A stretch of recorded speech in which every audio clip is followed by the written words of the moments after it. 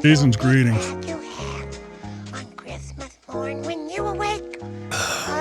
I'm bad at karate. His real name is Joe Marshall. He is endowed with one of the biggest penises in the world.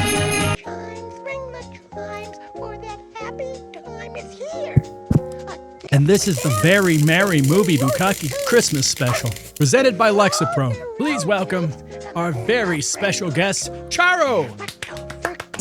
Feliz Navidad. Feliz Navidad. Feliz Navidad. Oh, I love you so much, Charo. Say it back! Man, I love Christmas for like 2 weeks. Then I hate Christmas, but it hates me back. It's complicated. My favorite things to watch back when I had a soul was the Rankin Bass stuff. That's kid stuff. QVC all month in December and Christmas in July. They did that. That was kind of weird too, but I loved it. The Christmas specials of oddball cartoons. Never mind my deadline. I just hope your Pac-Man is okay. And of course, Christmas horror movies. I'm a sucker for juxtaposition. Nowadays, Christmas horror is completely played out and has frankly become obnoxious, try-hard, so bad on purpose bullshit. But the 80s and the early 90s had some truly heartwarming holiday miracles. 5 of them being the Silent Night, Deadly Night franchise. You had your first one being fairly goddamn dark. A kid watches both his parents killed by a deranged Santa Claus, later in life becoming a murderous Santa Claus himself.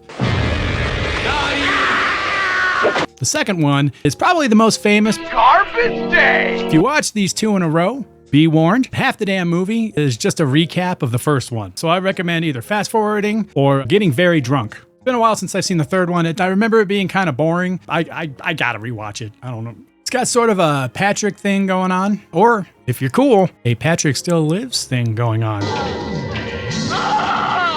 I'll make that its own video. That movie's amazing. The 5th one is pretty good too. Go watch the Best of the Worst episode on that one. Or, better yet, listen to the Movie Melt podcast episode about it. The Silent Night, Deadly Night 4 is my favorite of the franchise, and I think it is severely underrated. I imagine because it barely has anything to do with Christmas. It's directed by Brian Yuzna, who did Society, the Reanimator sequels, Return of the Living Dead 3, both dentist movies, The Dentistuses, Progeny. He also produced a bunch of Stuart Gordon's movies, Reanimator, From Beyond, Dagon, Dolls. He also produced Honey, I Shrunk the Kids, which is the first movie I remember ever giving me a hard-on.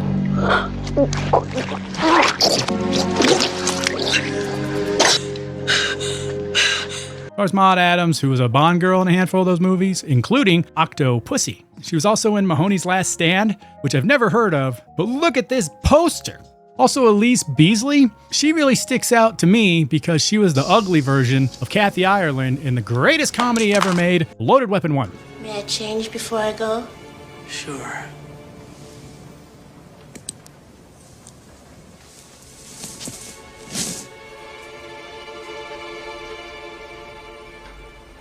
You should always wear your hair down. For you, I always will. Hot take here, but I would totally take What's-Her-Name over Kathy Ireland any day of the week. She's got a weird face on her. Nobody else in this movie is really of note, except for the one and only Clint Howard, who really brings his A game to this. We'll get into that after a brief intermission from the Del Rubio triplets. Sleigh bells ring, are you listening? Hey, all right. Now it's a party. What's like blow or what? We start off with Gorgeous here. He's a hungry, hungry hobo. Oh, no fucking cheese.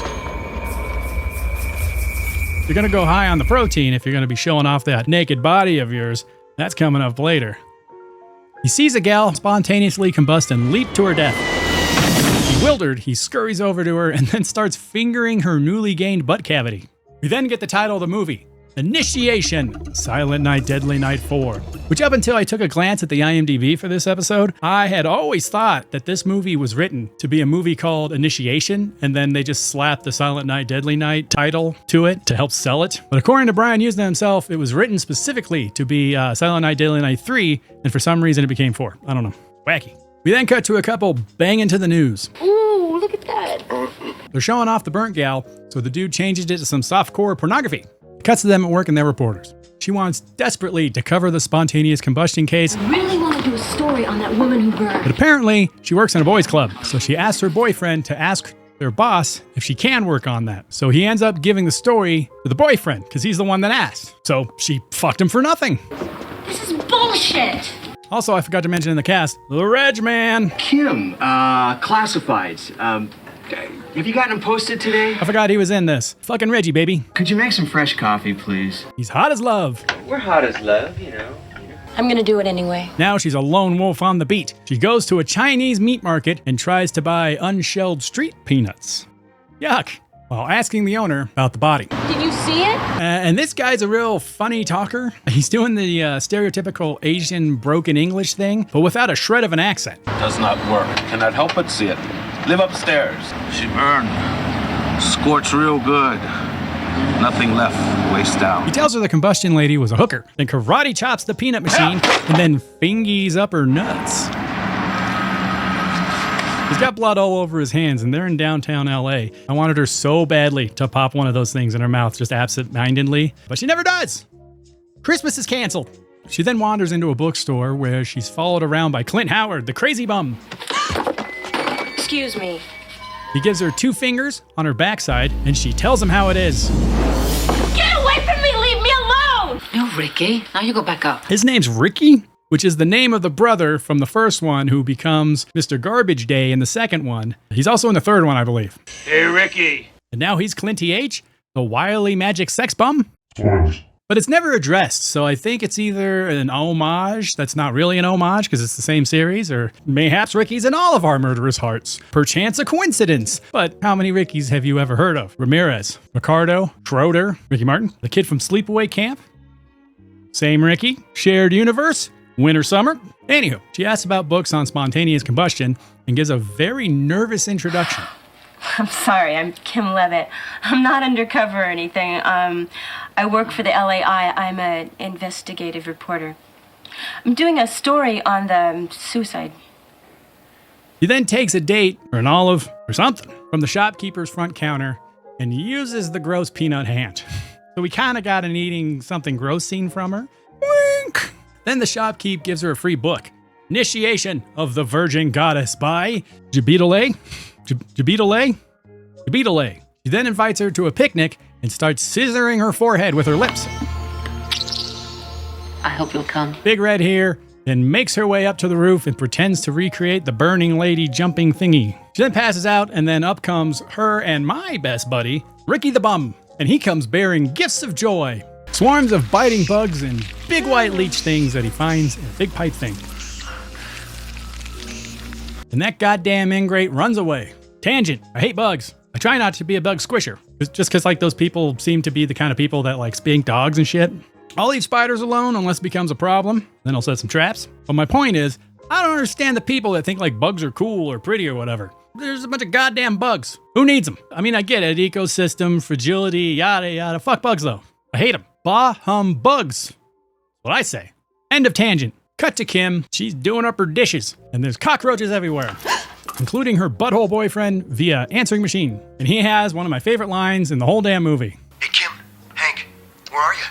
My mom cooked this whole dinner. He sits down with a new free witch book and the worst looking spaghetti meal I think I've ever seen in my entire life, and notices that the symbol of a woman's power is the same as her terrible, terrible plate of Italiano garbagiolini. Then there's bugs in the bread, and her symbolism of female empowerment goes smashing all over the floor. Her boyfriend calls again, reminding her that his family is waiting for her and dinner's in ruins, so she accepts the invitation and leaves without cleaning up. And she wonders why she has bugs. Here's a little bit of a Christmas theme. He's hanging out with his family, and the dad's a psychiatrist from Society. He's getting all beard up, and oh, daddy, here comes some devastating news. Kim's Jewish. Oh, Jesus. But it's cool. It's more about the time of year and the feeling of togetherness. See, all kinds of cultures have always celebrated something at this time. Hanukkah and Christmas are just different holidays that deal with it in different ways. Bullshit. Okay, well, how's your view on women, sir? I think a woman's place is in the home, raising a family. How about the Bible? It is goddamned real. And you had better believe that. They hightail it out of there, but baby, don't worry about it. They're from a different world from us. You know, I think you're from a different world from us. That didn't make sense. They make out, he tries to stick his finger in her butt, but then she gets a real piss-poor attitude about it. Fuck my attitude and fuck the job and fuck you! Touché. She goes home to read about Lilith or whatever, and look out, big bug. She utilizes her spaghetti empowerment to tear her shit apart and poke the big bug with a broom. I'm not being condescending. If it were me, I would have ran out of the apartment and I'd be weeping on a payphone, calling animal control. Pants pooped. She then sees her crappy dinner form into a sketty hand. Makes her puke. And that damn puke is too legit. I don't puke like that, but whenever I've come across public puke in my lifetime, it's always looked like that. I'm full on team Uncanny Valley when it comes to puke. Bugs and puke. I'm a dainty baby girl. Next day, she wakes up with a stinky puke shirt and someone's rapping at the door. Tim, it's me, Janice. It's Janice. Man, I miss Janice. I might be falling in love with Janice. Say it back! Starts helping her put her apartment back together, telling her you should probably come into work today, but fuck the patriarchy, she's going to her witch picnic. Kim gets drunk as shit at the park, and then the boyfriend shows up and drags her ass back to the office. Let's go. Eli's having a shit fit. Boss man Reggie gives her permission to work on that assignment. I guess I don't really have any objections. She then goes to visit with her special witch friend, and she slips her a witch Mickey. I think you like it. Call that thing a Stevie Nicks. Then she starts making her eat bugs. Kim, eat it. As she's half awake, the coven then starts to strip her naked and wipes stuff all over her. Clint Howard's there with his big bug pet thing and a rat that they kill. Then the bug goes into her belly button, and then another bug crawls out of her mouth. And then they cut it in half, and then they jizz its gut goo all over her face, and bam! She wakes up, and it was all a dream. We all knew it wasn't really a dream. I guess it really doesn't matter either way. The coven bum rushes her as she tries to leave. She beach cheeks the hell out of there and runs back to her apartment, where she finds her boyfriend in some mean-ass jammies. Are you okay? Is that like a big Ebenezer Scrooge shirt? She's pissed that he's there and starts tearing shit up and trying to flush it. She knocks back a bunch of pills and then has 7 years of bad luck. And then in a manic fit, she begins starting to do them. And then begins my favorite part of the whole damn movie. Clint Howard stumbles in and then just kind of hangs out. Plops down on the bed next to them and starts watching what I think is Silent Night, Deadly Night 3. Giggling away, hooting it up, but they're so deep in the throes of passion they don't even notice them. Until they do. Santa Claus killer. Hank, the boyfriend, starts beating him up, but god damn it if he's not trying to be reasonable about this whole thing. Hey, Kim, come on. We gotta go. Till he's not. There's a bunch of foot damage in this part. Clint Howard's acting is perfect. He's so calm as he's sadistically stabbing this dude. What do you think I am? Dumb or something? Please, just stop. Stop. Just leave her alone. Oh, do you own her? He then tries to nab Kim, eventually chasing her under the bed. She's forced to watch her boyfriend's feet get soaked in his own blood as Clint, or Ricky, is doing something awful to his top part.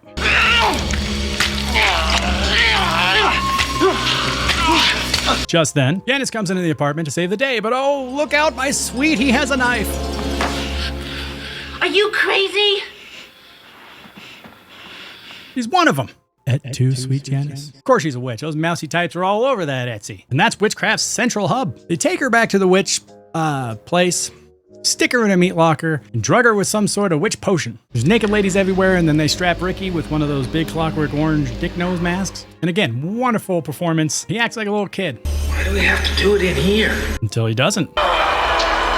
She wakes up naked in the meat locker, and immediately her hands start going buck wild. These effects were done by Screaming Mad George, who did the effects for most of Brian Yuzna / Stuart Gordon type movies. Similarities to Society really shine through here. Yuzna and Screaming Mad George did that movie a year before this one. She then goos out a bunch of puss slime, which turns her legs into a weird mermaid flipper thing, and then she passes out again. He wakes up and talks to the Chinese peanut man. You have been initiated. You go, now. Who I guess was in on it too. He gives her some clothes and she walks back into the head witch's bookstore. She calls Kim Lily, as in Lilith, I guess, which was the spontaneous combustion lady's name. She was my daughter. She was too weak. But now you've come to take her place. They then pull some more of their witch BS and ask her to bring them the boy, which I guess they're talking about her dead boyfriend's little brother. And then it cuts to the office Christmas party. Ho, ho, ho. It isn't the Virgin Mary. And this scene is super rushed and awkward. She's dressed up super nice too, which is weird. She just came back from being all whacked out and orgied on, and she took the time to dress up, let alone go to the stupid thing. But she's throwing punches. She then runs back to the hotel room where she was fucking her boyfriend to escape Clint Howard, which was just open for some reason. And the porn's still going. Her fingies go crazy again as she starts spontaneously combusting. Help me! Please, help me! Do what she says and it'll stop. Okay, I'll do what she says. He then kidnaps her dead boyfriend's little brother. He's sure he is. He's out in the car. Do you want to come out and talk to him? I knew it. While Ricky goes in to kill the parents and burn the house down. Merry Christmas.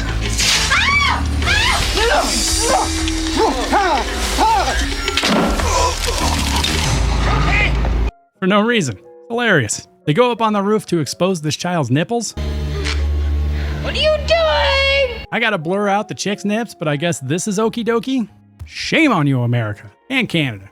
Then big bugs start pouring out of the pipes, and they all start trying to convince her to stab them. Go on, never do it, love. Kill the man. You have no choice. Kill him. I knew she wouldn't. What's so bad with you? Kill him. Kill him. But, a humbug, she stabs the head witch instead. She then tries to return the favor, and Clint Howard jumps in the path of the knife. Don't hurt her.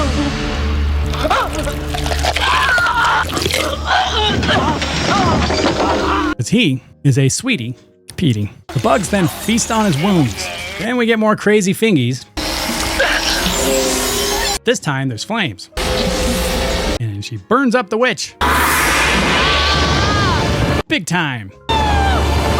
She goes up like cheap floor. Jumps off the building. The other witches don't do anything. So I'm guessing Kim's their queen now or something? I don't know how witches work. She then tells the boy It's all over now. his whole family's dead because of her and her cool witch buddies. He's an orphan on Christmas. Big flash of light. Roll credits. So in case you couldn't tell, I love this thing. 10 out of 10. This is my favorite of the series. Underrated. Not very Christmassy, but those damn pagans started this stupid holiday, so maybe it's the most Christmassy. Well, I guess not Christmassy. What did the Druids call it? Tenenbaum? Festivus? I don't remember. Whatever. Well, that's it. After all this eggnog, I'm gonna have a silent but deadly night. You know, I've been in a real poopy mood lately, and making this video hasn't helped at all. Not even a little bit. I love editing, so maybe editing will make me feel better. Well, until next time, from my family to yours, fuck Jesus fucking Christ and fuck his fucking birthday.